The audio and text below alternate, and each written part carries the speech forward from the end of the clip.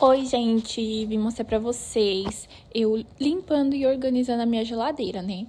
Eu fui tirando tudo da geladeira, tirei tudo da geladeira, das portas, aí fui tirando tudo pra poder limpar, colocar as coisas de volta e colocar coisas que a gente trouxe do mercado, né? Eu limpei com Veja mesmo, eu já tinha lavado ela, então eu só fui limpando com um paninho assim, só pra tirar aquelas gotinhas de água, né, que cai.